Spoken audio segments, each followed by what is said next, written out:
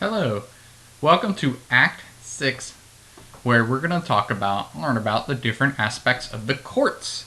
Now remember, this is for a review on your SOL, so specifically you're going to be using this review for your courts. And before we go into courts, we got to talk about the vocabulary, so let's make sure we understand the Act 6 vocabulary before we begin using it. So looking through this page here, we have the first word would be justices. You can find justices on the Supreme Court. They're the ones who work in the judicial system. In the United States Supreme Court specifically, it's the highest court in the land. That means they have final say over interpreting the United States Constitution. The next word is verdict. You'll notice the eraser right next to the word. It's a decision in a court case made by a judge or jury. So a decision is whether it's guilty or not guilty. So they were found that they actually did not commit the crime, or they were innocent, or they were found guilty. Okay, and you could be found guilty of murder. You can be found guilty of anything that's a crime. Okay, then we have original. It just means the first time. It's kind of like the first time I hear a song. It's original. I really love it. Next time after that, though, is going to be appellate, and eventually kind of becomes a little boring after that. Let's look at some more words.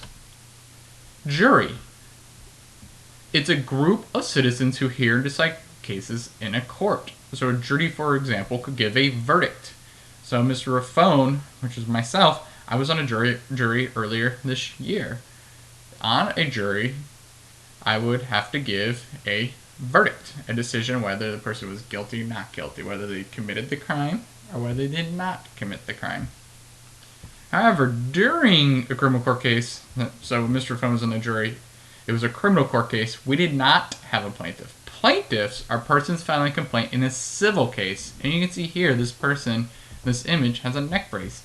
So maybe, for example, they were injured in a car accident. Somebody ran into the back of their car and now they're injured, so they could be suing to help pay for medical costs. That person would be called a plaintiff. The person they would be suing would be called the defendant. There are only plaintiffs in civil cases, and they like complaining. What I mean by that is they complain. You kind of see how plaintiff looks like complaint. Felony is a major crime like murder, car theft, something really, really, really serious. So what I tend to think of when I see or hear the word felony is the video game Grand Theft Auto. Most things in there are really, really bad things to do to other people. Our next word we have in our vocabulary list is jurisdiction. That's a court's authority to hear and try cases. They have power over a certain area. So if you break a law in a certain area, you're going to go to a specific court. To make that a little bit more relatable, just think about in school. If you're in Mr. Giddens' classroom and you have your cell phone out when it's not supposed to be out, Mr. Giddens has the jurisdiction to ask you to put it off and away. If you're in Mr. Buffone's or Miss Arnold's class, depending on what class you're in, they have the jurisdiction to ask you to put it away. They could not come into your house and ask you need to put that phone off and away, because we do not have jurisdiction there. It's just the area where a person kind of has power over. Okay? Criminal is like crime. It's a type of case, like breaking and entering, stealing, murder. So it'd be crimes. If you were found guilty of those crimes, then you'd be considered a criminal, just a type of case. Now, let's look at the next set of vocabulary words. On the opposite side of criminal is civil cases. They're an argument. Remember, in those civil cases, you have plaintiffs because they're arguing. They have a complaint. Okay, so whether it's divorce or a custody battle, you're suing somebody. It's some sort of argument. On the other side, you have a defendant. So remember I mentioned earlier, in civil case you have plaintiffs, you also have defendants. The person actually being accused of the crime. They're defending themselves, saying, please, I didn't do it. Okay? In criminal cases, you have the prosecution and defendant. Okay? Defendant is just the person who's being accused. The person you're saying, you did the crime, or you did this to me. Now another vocab word is arraignment. Arraignment literally looks like the word to arrange. It's where they set up the court. They have to set up the court before they actually have the trial, before they hear the case, because if they didn't, it'd be kind of a waste of time. And what I mean by that is they want to make sure the person hasn't said, yes, judge, I'm guilty, there's no need for a court case. They want to make sure that they have probable cause. They actually have a good reason for the arrest. They didn't just arrest you because, hey, you just look like a person who committed a crime. Okay, so during an arraignment, they're looking for certain things, so I don't want to waste the court's time. If you have trouble remembering that word, I always think of like sports. They have to arrange the sporting event, like soccer. They have to put the lines down on the soccer field. They have to make sure the goals are set in place. They got to make sure you have the right soccer ball. They're arranging it. Okay, you can't play the game without the correct arrangements. And the last set of vocab words are appellate. Appellate jurisdiction usually means the next time it's heard. Original jurisdiction is the first time. Appellate would be the next time. So you appeal cases, and you see how appellate looks like the word appeal. It just almost looks like a misspelling, but it's spelled correctly. It's the second time it's heard, or the third time it's heard. Every next time you hear it. Then, kind of a lot less than a felony, because remember, felony is a major crime. Something that's a lot less than that is a misdemeanor. And you look at misdemeanor, it looks like a minor meter. Kind of look like minor. It's a minor crime. That means it isn't necessarily something society thinks is super serious, but it's definitely something the police need to be involved in. Like stealing a t-shirt, trespassing. Okay, those would be considered misdemeanors. But then, if you're in court, court's always going to have a judge. Only part it would not have a judge is at the U.S. Supreme Court. And that's only because they're called justices. Okay? Those are the people who really kind of referee the court. They want to make sure everything's running well. They're kind of the helpful decision makers or evaluators. And then we have plea, where they're, please, I didn't do it. I swear to you, please. Kind of like you plead to your parents, like, I swear I did my homework. Just you have to believe me. And then lastly, we have the prosecutor. They're the person arguing the defendant is guilty. So they're trying to prove that the other person did the crime. It's kind of like when you guys try to prove that, like, oh, it was my friend that did this. Or somebody else that did this. Okay? So now we're going to pause the video. I want you to think about these words.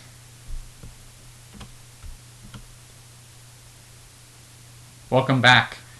Now let's look into the courts in general. Now that we have a strong basis of vocabulary, let's use that vocab. Let's apply it.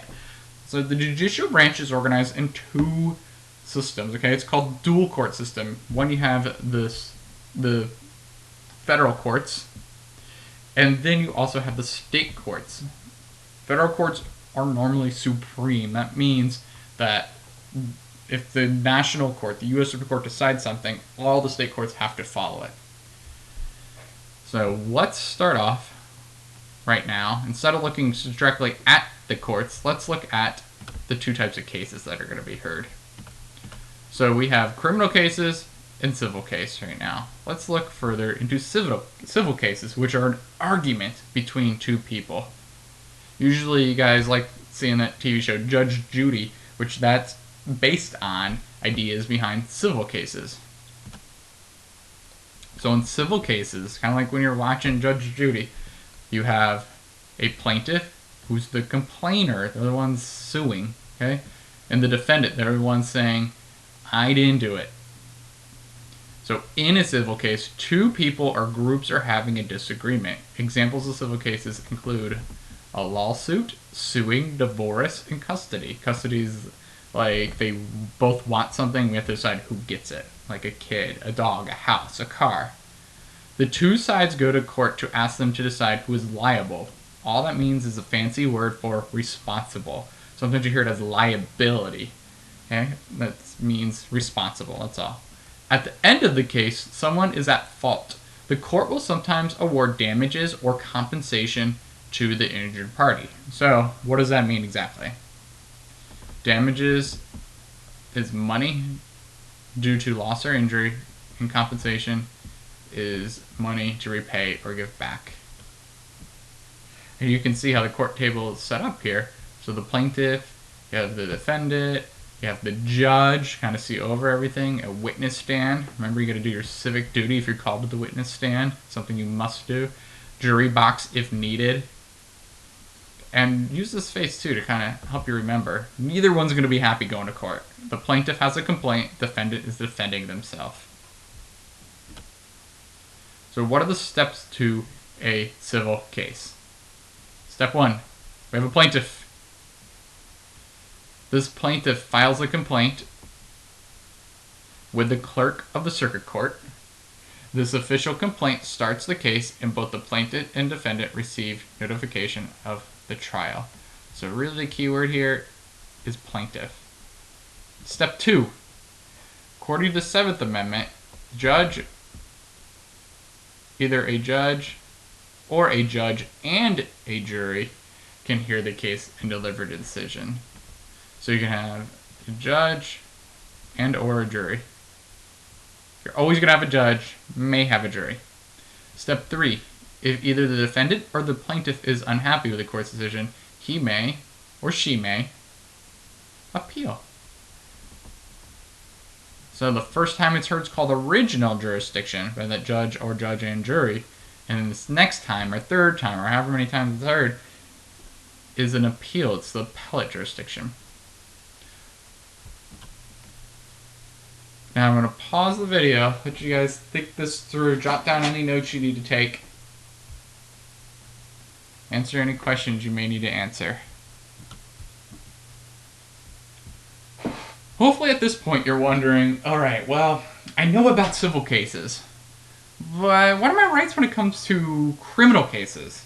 Well, your rights really depend on this thing called due process we have in the United States. Due process is protected by the 5th Amendment of the Constitution, and it states, in very fancy words, we're going to summarize a little more simple, but no person shall be held to answer for a capital or otherwise infamous crime unless on a presentment or indictment of a grand jury, nor shall any person be subject for the same offense to be twice put in jeopardy of life or limb, nor shall be compelled in any criminal case to be a witness against himself, nor deprived of that life, liberty, or property, and those ideas of those unalienable rights, without due process of law. So what essentially that means is the national government cannot take away some of your rights. So if you're ever accused of a crime, you're promised certain things. You're guaranteed them.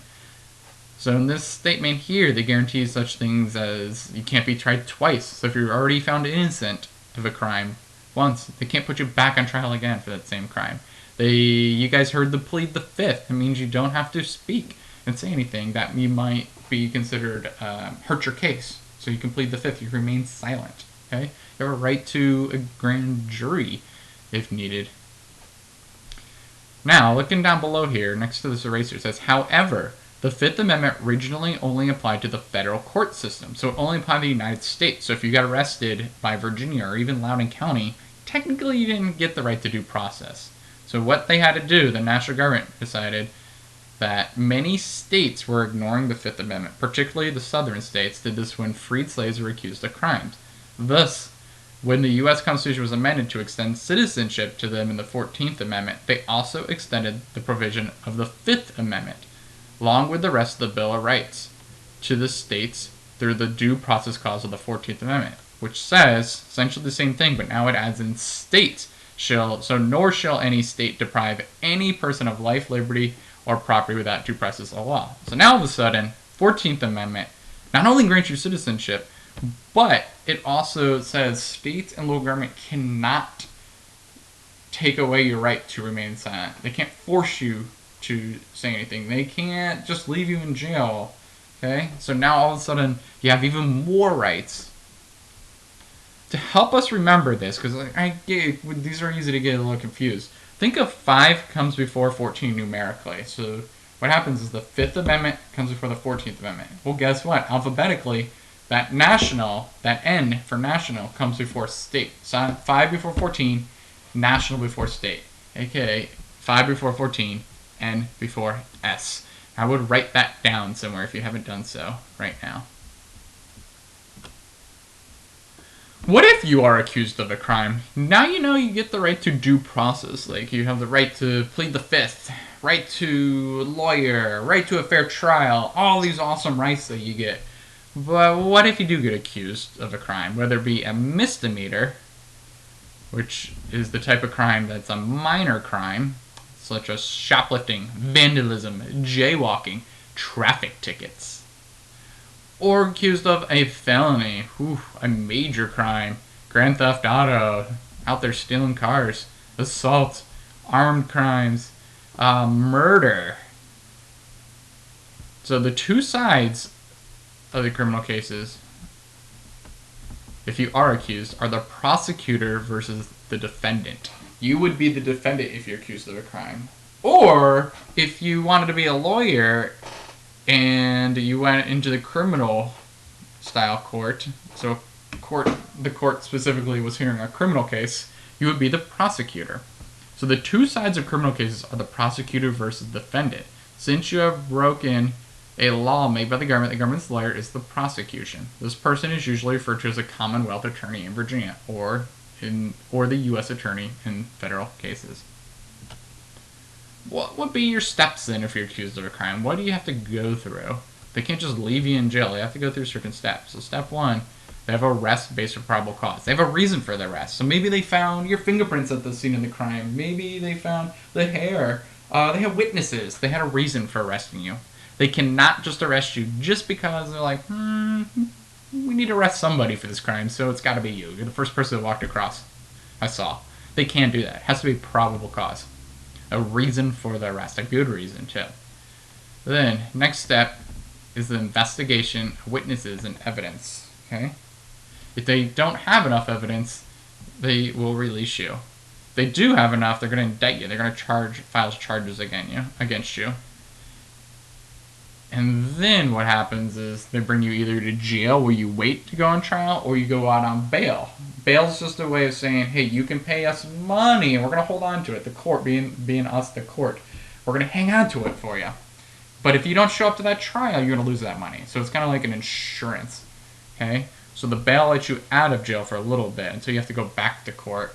And then if you're found innocent, you get the bail money back. You show up to court, you get the bail money back. Okay? The next step is going to be an arraignment. Now, this arraignment is extremely important if you get on trial. It's called the pre-trial hearing or the meeting in the courtroom. It's where they're going to arrange the court. If you remember earlier, I talked about arraigning the soccer field. They have to arrange it. They got to get set up before you have a proper game. It's kind of the same as the court. They got to arrange it. They got to have certain things. So the three most important things that occur in arraignment is probable cause is reviewed. Does the judge say, yeah, this is a good reason. We do think there's a good reason to have this person in jail awaiting trial. Have you received an attorney yet? So at this point, you definitely should have been appointed an attorney. That means the government, if you can't afford one, the government will appoint one to you. That means they'll provide one to you. And then, of course, you enter a plea of guilty or not guilty. Please, like, please, I didn't do it. Or maybe it's like, please forgive me, I did do it. If you say you're guilty, it ends there. They decide, they make a ruling for you. Either go to jail or they decide what best fits the crime. If you say not guilty, it's going to go to trial. The trial is going to occur in a courtroom, usually with a judge and jury. Always with a judge, though. So the prosecutor is going to argue the defendant is guilty, means they committed the crime. Defense is going to argue that they're not. Then there's a verdict read in the courtroom, whether you're guilty or not guilty. If you're not guilty, you go free. If you're found guilty, you're sentenced, which means it's the amount of time you're going to serve in jail. Okay? If you lose, you can try to appeal your case, which means you can say, hey, this is the next time it's heard. It's kind of like if you ask dad and he says no for something, then you might want to go ask mom or vice versa, or ask whoever's in charge of your house. Okay? So now I'm going to pause it. I want you to think through these steps. And something that's really, really helpful that I was showing my students was AJATA. So if you remember AJATA, the HUT, AJATA. It's arrest, jail or bail, arraignment, trial, appeal. That's really, really going to help. I'll write this down and write it out. Remember, it's arrest, jail, arraignment, trial, appeal if you lose. So take a moment and do that now. Okay. say you guys are in court one day. There's 2 different courts you can go to. They're called a dual court system. So one of the courts you can arrive in is the federal courts, which represents the courts of the United States of America for the whole country. They involve cases with the United States Constitution. They could also involve cases where one state sues another state. Okay? Or, more than likely, most people end up, at one point or another, usually because of traffic tickets, or there could be a different reason, but usually there's a lot of traffic tickets, fines, speeding, different things like that, end up in state courts. So maybe you broke a state law, like the speed limit when you're breaking a state law. Okay? So let's look at the federal court, and we're going to start at the bottom. Remember the federal court, think of it as a building, 3-story building. We're going to ride the SAD elevator, S-A-D, but in order to get started in this building, you always have to start at the bottom. So the D is going to be the District Court of the United States. This court may have a jury, but it always has original jurisdiction. You always start there. It's like when you walk on the first floor of a building, you always start there. So what you're going to see are cases involving federal laws, such as drug trafficking, copyright laws, laws involving United States or rules involving the United States Constitution, or issues with maybe the government passed a law that limited freedom of speech, or you feel like it does. You can actually sue the government over that. You would start in the U.S. District Court. Then, the next level, assuming you lost your court case, you didn't like what they had to say, you guys can go to the United States Court of Appeals. This here, it has a group of judges, but definitely no jury. So, main thing to remember here, only thing they hear are appeals. You never, ever, ever, ever start there. They only hear appeals. So if you see the word appellate, it looks like the word appeals. Okay? If you lose that case, you have one more chance to appeal. You go up to the United States Supreme Court. This court has 9 justices. Right now it's 8, but they're working on, eventually there'll be 9. There's no jury, and they have appellate jurisdiction over cases being appealed from the lower courts. So that District Court, which is the D, and the United States Court of Appeals. That's 99% of the time.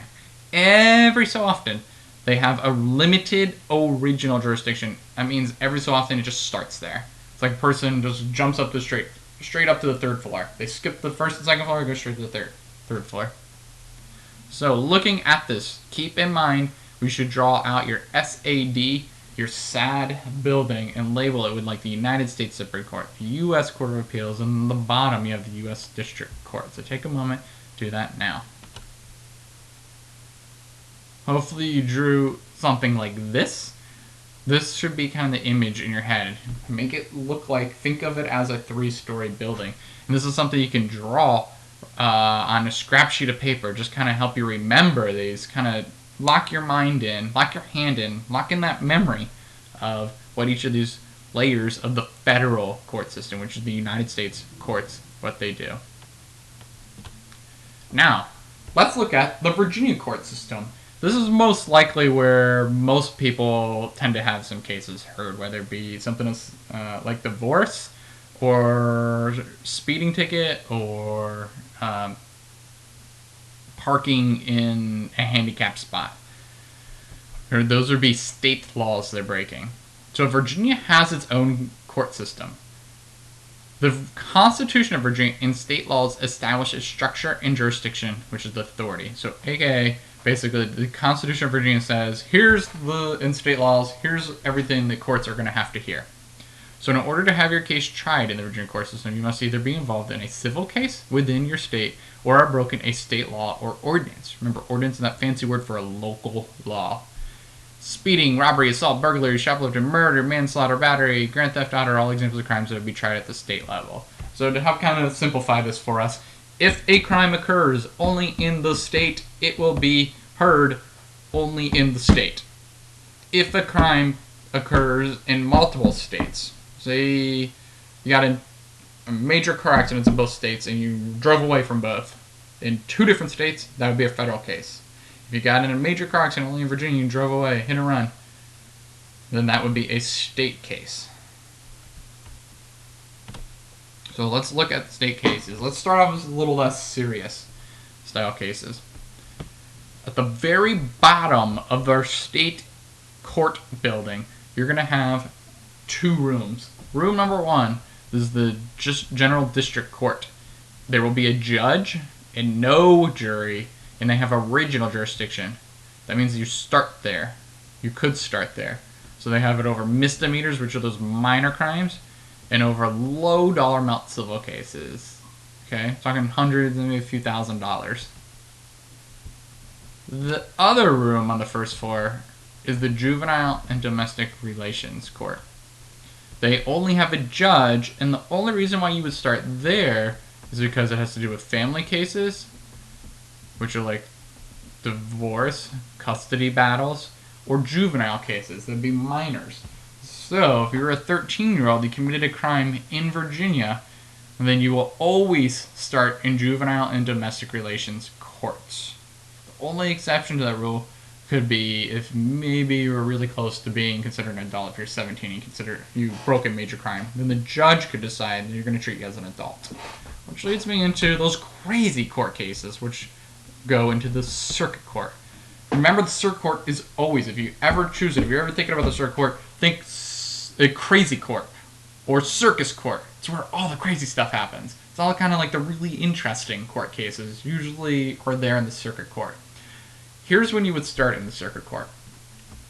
If it's a felony, like a major crime, like murder, grand theft auto, or if it's a high dollar amount suing civil case, okay? In these cases, because they're such a big deal, there will always be a judge and jury. So there's a person kind of like the refereeing, the judge, and there's a jury who's kind of making sure everything's going okay. It's a trial by your peers, okay? So you get a more fair trial.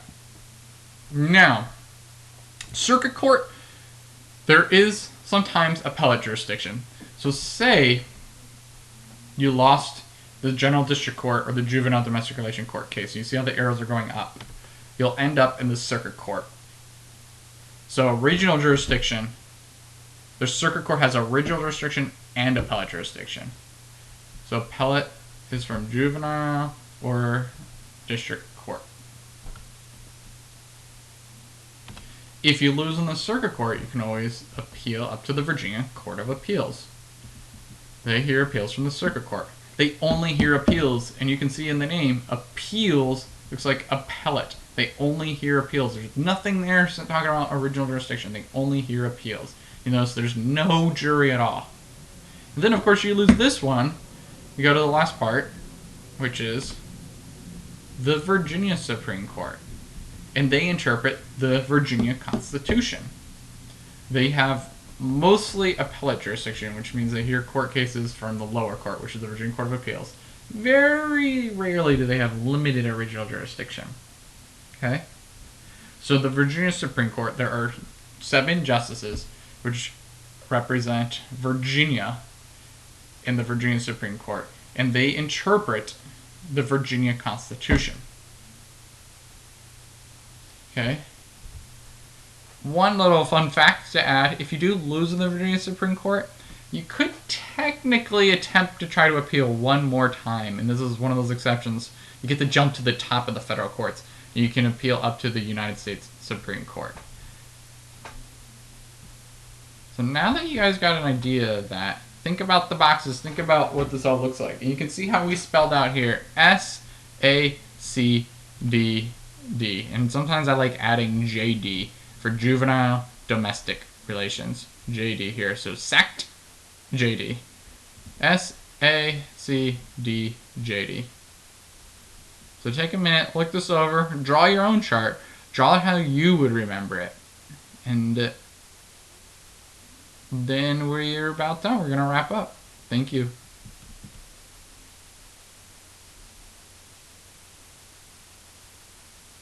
Alright, this is the end of our video. Thank you so much for watching and taking the time. You guys are going to do great in the future, and hopefully maybe we inspired you to look into becoming a lawyer or move on to a judge, or at least your rights. It's a really important thing to know and understand those things. Okay, because we always take those for granted until we really all of a sudden need them. So know them, get it, and just be good. Be a good citizen. Thank you very much for watching. If you have any questions, please see any of your civics and economics teachers, and we'll help you out. Thank you very much.